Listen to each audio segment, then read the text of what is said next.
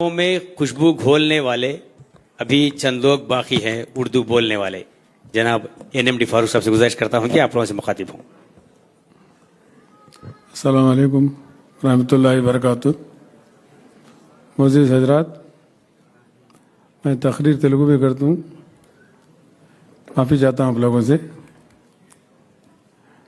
आज बहुत बहुत खुशी है मेरे को, क्योंकि हमारे हरदिल अजीज़, हमारे रहनुमा, हमारे कायदीन, हमारे वज़ीर आला श्री नारा चंद्रबाबू नायडू साहब यहाँ आना, पहले हम समझे दोपहर में रखे थे, साहब ने फ़ोन करके फारूक मैं शाम में आता, तुम शाम में रख लो बोले। मैं बहुत तहे दिल से उनका शुक्रिया अदा करता हूँ। और आज इस जलसा किस लिए कर रहे हैं हम लोग? मौलाना आज़ाद, अबू मौलाना आज़ाद, अबू कलाम मौलाना आज़ाद, वो अगर अब्दुल कलाम अलग से, वो अब्दुल कलाम साहब को उन्होंने क्या बने, उन्होंने राष्ट्रपति बने। ఆయన రాష్ట్రపతి ఎవరు చేశారు? చంద్రబాబు నాయుడు గారు చేశారు. నాకు బాగా తెలుసు, నన్నే అడిగారు క్యాబినెట్లో, ఫరూక్ అబ్దుల్ కలాం గారిని ముఖ్యమంత్రి చేస్తే ఎట్లా ఉంటుంది? మంచి ఆలోచన సార్. ముందు బాలేదు అంటే అప్పుడు అటువంటి మహానుభావుని, అటువంటి సైంటిస్ట్ను ఆ రోజు ఒక ప్రెసిడెంట్గా దేశ అధ్యక్షుడిగా చేయడంలో వారు కీలక పాత్ర వహించి వాజ్పేయి గారు చెప్పి ఈ పరిస్థితుల్లో దేశంలో ఆయన ఉంటే బాగుంటుందని చెప్పిన మహా వ్యక్తి శ్రీ నారా చంద్రబాబు నాయుడు గారు. సరే, అబ్దుల్ కలాం గారి జీవితాన్ని గురించి, చరిత్ర గురించి చాలామంది చెప్పారు. వారు ఎక్కువగా చదువు మీద, ఇందాక చెప్పాడు, ఫోకస్ చేశాడు. ఆయన మత సామరస్యం ఉండాలా, దేశ స్వాతంత్రం కోసం పోరాడిన మహా వ్యక్తి. అటువంటి వ్యక్తిని జ్ఞాపకార్థం మేము సార్ అధికారం ఉన్నప్పుడంతా ఈ కార్యక్రమాన్ని చేయడం జరుగుతూ ఉంది. సరే, ఎందుకు చేసుకుంటున్నాం కార్యక్రమం? ఆయన మహానుభావుడు కాబట్టి, మంచి పనులు చేశాడు కాబట్టి మనం ఈరోజు ఘనంగా ఈ కార్యక్రమం చేస్తున్నాం. మనం చేసిన కార్యక్రమాలు కూడా చెప్పాలి కదా ఘనంగా. అసలు మనకేమున్నది? మన రాష్ట్రంలో ఏమైనా ఉన్నదా? తెలుగుదేశం పార్టీ వచ్చిన తర్వాత మన స్థితిగతులను ఆలోచించి ఏం చేస్తే బాగుంటుంది, అడిగేవాడు లేడు, చెప్పేవాడు లేడు, మాట్లాడేవాడు లేడు. కాలం గడిచిపోయింది. 40 సంవత్సరాల క్రితం, 42 సంవత్సరాల క్రితం మహానుభావుడు ఎన్టీ రామారావు గారు రావడం, వచ్చిన తర్వాత మన స్థితిగతులు మారడం, ఒక రీజనల్ పార్టీ వచ్చిన తర్వాత మనకు ఈరోజు ఈ కార్యక్రమం చేసే అవకాశం, అదృష్టం దక్కింది. లేకుంటే ఉర్దూ అకాడమీ గురించి ఈరోజు చర్చించుకుంటున్నాం. ఒక షరీఫ్ తెలుసు, మిగతా వాళ్ళకి ఎవరు తెలుసు లేరు. సార్, ఉర్దూ అకాడమీకి ₹1,00,000 కూడా లేదా? ఎన్టీ రామారావు గారిని తీర్చిదిద్ది ఉర్దూ భాష మన రాష్ట్ర భాష, మనకు ఎక్కువగా మైనార్టీలు ఉన్నారు, ఉర్దూ భాష మాట్లాడారు హైదరాబాద్లో అని చెప్పి హైదరాబాద్లో ఆలోచన చేసి మనము ఉర్దూను ఈరోజు ఉర్దూ అకాడమీని ఏర్పాటు చేసి ఆ చదువుకున్న వాళ్ళకి సార్ ఖలీల్ రెహమాన్ వాళ్ళని తీసుకొచ్చి వేసి దాన్ని రూపకల్పన చేస్తే ఈరోజు ఈ పరిస్థితి వచ్చింది.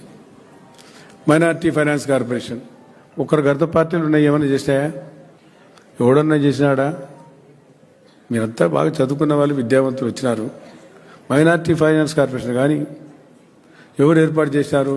మనకేముందా? రెక్కాడితే కానీ డొక్కాదు. ఏం చేసుకొని బతుకుతున్నాం మనం? పూలో, మామిడి పండ్లు, ఏదో మెకానిక్ పనులు, ఆచి పనులు చేసుకుంటున్నాం.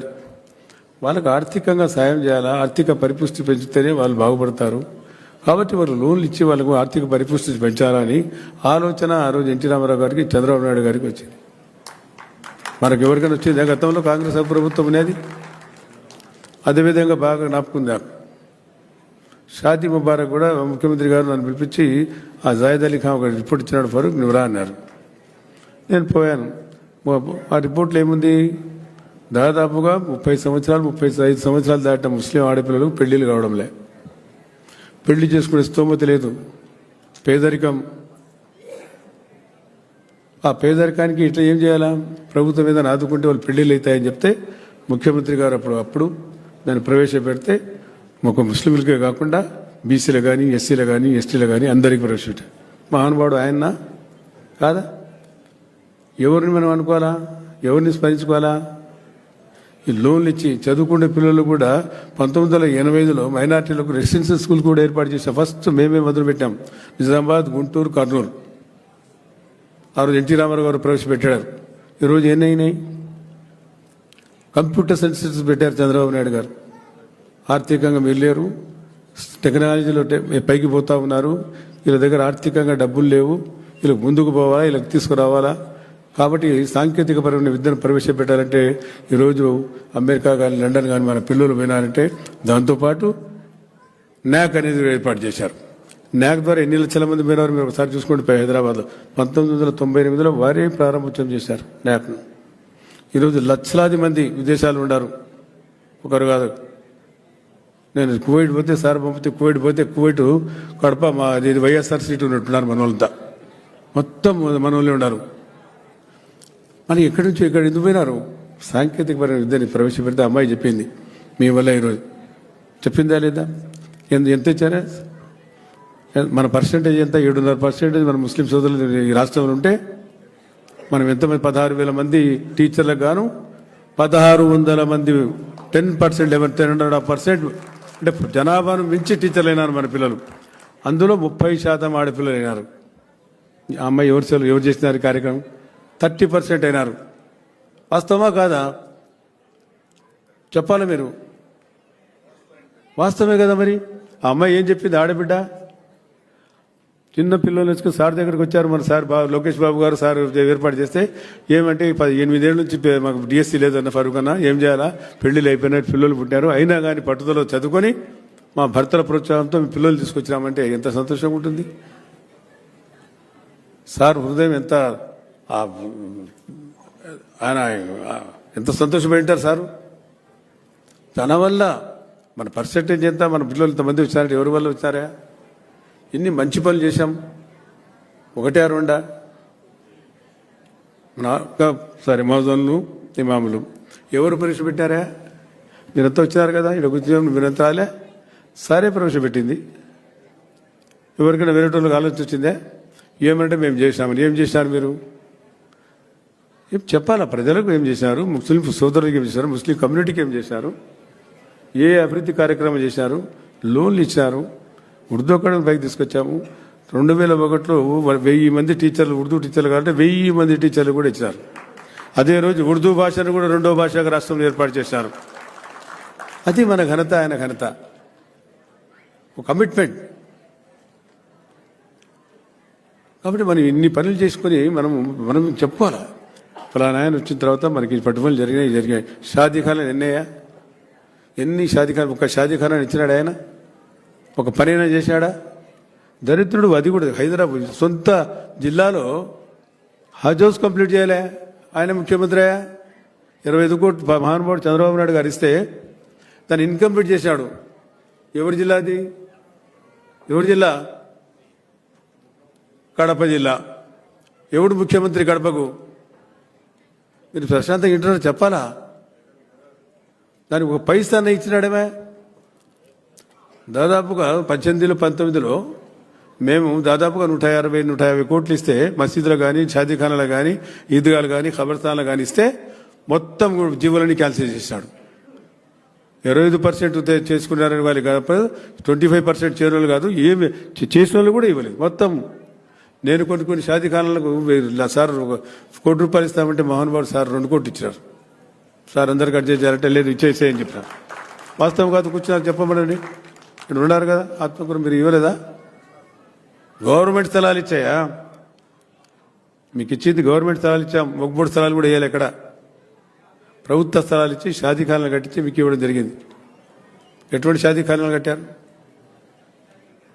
మరి కొత్తగా ఆలోచన చేయాలి. ఈ పార్టీ అభ్యర్థులు చూసిన తర్వాత మనకి ఎన్నో కార్యక్రమాలు, మంచి పనులు చేసింది.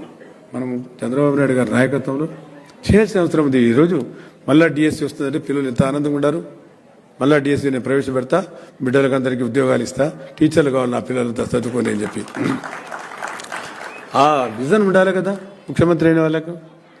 ఏం పని చేయలే, ఆ విజయవాడ ఆ షాదీ ఖాన్ సార్ ఇచ్చినారు. ఏది హజోజ్ గట్టని 16 కోట్లు ఇన్కంప్లీట్ అయిపోయా. 5 ఏళ్ళు ఏం చేసిరి? గాడిదలు కాసినాడా? చేయాలి కదా. ఎందుకు ముఖ్యమంత్రి అయింది? ఏమి ఇవ్వలేదు. చర్చ్ కావాలంటే సార్ 16 కోట్లు ఇచ్చినారు. 10 కోట్లు కంప్లీట్ పైన ఎక్కువ ఇచ్చినాం, అది ఇన్కంప్లీట్ అయింది. మళ్ళీ నేను క్రిస్టియన్ అని చెప్తుంటాడు ఆయన. పాస్టర్లు కానీ మీ మధులు కానీ ఇమాములు కానీ ఎవరు ఇచ్చారు? మనం ఇచ్చాము, మన ప్రభుత్వం ఇచ్చింది. మహానుభావుడు చంద్రబాబు నాయుడు గారు ఇచ్చినారు. అన్నీ మీరు ఆలోచన చేస్తూ ఉన్నారు. కంప్యూటర్ సెంటర్స్ ఎన్ని రకాలు చేశాం. ముఖాన దుకాణం ప్రవేశపెడుతుంది. ఎందుకంటే ముస్లిం ఆడపిల్లలు బయటికి పోరు కాబట్టి అదే ఇంట్లోనే మకాన్లు ఒక దుకాణం ఏర్పాటు చేస్తే ఆడనే వాళ్ళు ప్రొడ్యూస్ చేసినవి ఏదైతే మహిళా గ్రూపులు ఉన్నాయో వారు అక్కడే ప్రొడ్యూస్ చేస్తే అక్కడే ఆ దుకాణం ఏర్పాటు చేస్తే అక్కడే వాళ్ళు ఏదైనా అమ్ముకోవడానికి ఒక అవకాశం కలిగించారు. అది మేము ముద్దన పడిపోయా. ఈరోజు మనం ఎంతమందికి ఇచ్చినామా? మీరు ఒకసారి లెక్కలు చూసుకుంటే, ఎందుకంటే ముఖ్యమంత్రి గారు కూడా మాట్లాడాలా, చాలా విషయాలు చెప్పాను నేను. డిఎస్సీని గురించి కానీ తర్వాత ఇందాక చెప్పాడు ఆయన డైరెక్టర్ చాలా విషయాలు చెప్పాడు. అందులో భాగంగా లా అండ్ ఆర్డర్ హైదరాబాద్ మీకు తెలుసు. హైదరాబాద్ తెలుగుదేశం రాకముందు ఎట్లున్నదే పరిస్థితి? ఎప్పుడన్నా పీస్ఫుల్ వినేదే? ప్రతి 2 నెలలకు 3 నెలలకు గొడవ జరిగేది. తెలుగుదేశం వచ్చిన తర్వాత పీస్ఫుల్గా ఉంది. ఇప్పుడు హైదరాబాద్ స్థాయికి పోయింది. ఎవరు కారకులు? చంద్రబాబు నాయుడు గారు. ఈరోజు ఇన్ని లక్షల మంది 10 లక్షల మందికి ఉద్యోగాలు వచ్చినాయంటే ఆయన విజన్ అది.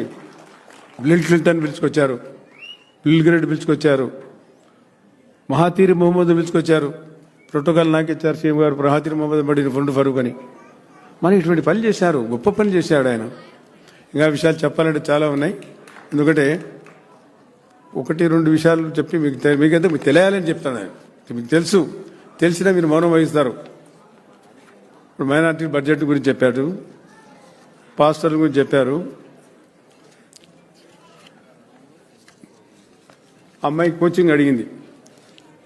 అది సిడిఎం నుంచి ముఖ్యమంత్రి గారు ఆదేశాలు ఇస్తే ఇక ఎంతమంది చేయమంటే అంతమంది చేస్తాం, అందులో సందేహం లేదు. ముఖ్యమంత్రి గారు ఎంతమంది ఆడపిల్లలు చదువుకున్నారో ముస్లిం గర్ల్స్ వాళ్ళకి ఆన్లైన్లో కానీ ఫిజికల్గా కానీ ట్రైనింగ్ తప్పనిసరిగా ముఖ్యమంత్రి ఆదేశాలు ఇస్తే తప్పకుండా చేస్తాం, అందులో సందేహం లేదు. ఎందుకంటే అమ్మాయి చెప్పింది, ఎందుకంటే మేము నేర్చుకోవాలా, ఇళ్లలో ఉంటాం, మేము బయటికి పోలేం సార్, అవకాశం కలిగమని చెప్పింది. తప్పకుండా కలిగిస్తాం. సరే, వక్ బోర్డు గురించి చెప్పారు. వక్ బోర్డు ఎవరిదయా? మన అందరిది. దాన్ని డెవలప్ చేయాలనే ఆలోచన ఎప్పుడన్నా వచ్చిందా మనకు? వక్ బోర్డు స్థలాలు ఎవరు కాపాడుకోవాలో మనం కాపాడుకోవాలా. నేను కాపాడితే వాడు తిడతాడు, ఈరు తిరిగితే వాడు తిడతాడు. ఎందుకే కదా ఈరోజు వక్ బోర్డుకు వక్ బై యూజర్ సార్ చెప్పారు. వక్ బై యూజర్ ఉండాలా, దాన్ని తీయడానికి వీలు లేదు. వక్ బై యూజర్ పెట్టారు. అంటే వక్ బోర్డులో ఏ ప్రాపర్టీస్ ఉన్నాయో ఉపయోగించుకుంటారో అది మీ దగ్గరే ఉండాలా, అది వేరేటోళ్ళు పోకూడదు అని చెప్పి ఒప్పించారు. సుప్రీంకోర్టు కూడా చెప్పింది, దానికి ఆమోదం తెలిపింది. మరి ఈరోజు చాలా మంచి రోజు. ఎందుకంటే ముఖ్యమంత్రి వచ్చారు. ఎందుకంటే ముఖ్యమంత్రి గారు కూడా మాట్లాడాలా. నేను ఎక్కువ మాట్లాడడం అనేది కాదు, చాలాసేపు చాలా విషయాలు చేసే పనులు కాబట్టి నేనే చేశాను కాబట్టి నాకు అవకాశం కలిగించారు మహానుభావుడు కాబట్టి నేను చెప్పాల్సిన అవసరం ఉంది. ఇంకా చాలా ఉన్నాయి. ఇమాములకు ప్రవేశపెట్టాం. ఏం పని చేశాడా? ఏమనంటే మేము రిజర్వేషన్ ప్రవేశపెట్టామంటారు. రిజర్వేషన్ ఎవరు చెప్పినారు ముందు షరీఫ్? రిజర్వేషన్లు మనమే చెప్పాం. 2003 నవంబర్లో మనం మీటింగ్ ఏర్పాటు చేసి రిజర్వేషన్ ఏర్పాటు చేస్తాం, ఆమె అధికారంలో వస్తే అని చెప్పాం. 3% ఇస్తే 50% దాటదు కాబట్టి 3% రిజర్వేషన్ మేము అధికారంలో వస్తే మళ్ళా వస్తామని చెప్పాం. సరే, మేము అధికారంలాగా రాలేదు, ఆయనకు 5% ఇస్తాం. మేము ఇచ్చిన తర్వాత స్టేట్మెంట్ మళ్ళీ ఇచ్చారు వాళ్ళు. అంతవరకు రాలే వాళ్ళకి ఆలోచన మనకు వచ్చేది, మనం తట్టింది మేము చేశాం. మరి ఇవన్నీ ఎవరు చేశారనేది ఒక్కటి అయినా ఇంట్రొడ్యూస్ చేసినాడు ఆయన. మళ్ళీ స్టేట్మెంట్ ఇవ్వడం, ఆ పేపర్లు రాయడం. ఒక పేపర్ ఉంది, ఆ పేపర్ గురించి నేను చెప్పకూడదు, ఎందుకంటే మళ్ళీ నోరు కడుక్కోవాల్సి వస్తుంది. ఆ పేరు ఉచ్చరించక్కడ తలుచుకోలేను. అంటే ఎన్ని మంచి పనులు చేస్తున్నాము కానీ మీరు గమనించాల్సిన అవసరం ఉంది. చాలా మంది మిత్రులు శుభాభిలాషులు వచ్చారు. మీరందరూ కూడా ఈరోజు ఈ కార్యక్రమం పాలు పంచుకున్నారు. పాలు పంచుకొని దీన్ని విజయవంతం చేసినందుకు ముఖ్యంగా ఏదైనా సమస్యలు ఉంటే మీరు రాండి ప్రభుత్వం దగ్గర అడగండి, చేసుకోండి. ప్రభుత్వం మీది, మనది ఇది. కాబట్టి ఈ అవకాశం ఇచ్చినందుకు मैं शुक्रिया तहे दिल से आप लोगों का माफ़ी चाहता हूँ. कहीं दोपहर को बहुत से लोग, कल दोपहर की मीटिंग है बल्कि बहुत से लोग आए. मैं समझा वो जरा शाम की होने की वजह से थोड़े लोगों को दिक्कत भी रहेगी शायद, मैं जानता नहीं. वो दिक्कत थी उन लोगों को अकोमोडेशन दो बोले. सीएम साहब बोले अकोमोडेशन दो, दोपहर सुबह का नाश्ता, दोपहर का खाना खिला, रात को भी खाना खिला को भेजो बोले. उसका से आप रात को भी खाना करें. सीएम साहब का बेशुक्रिया अदा करना आपका फर्ज है, अब से ज़्यादा नहीं, क्योंकि वक्त नहीं सीएम साहब बात करना. माफ़ी चाहता हूँ कुछ गलती बोला तो. Thank you sir, thank you very much sir. Thank you very much sir. ఈ కార్యక్రమం వరల్డ్ వైడ్ గా 21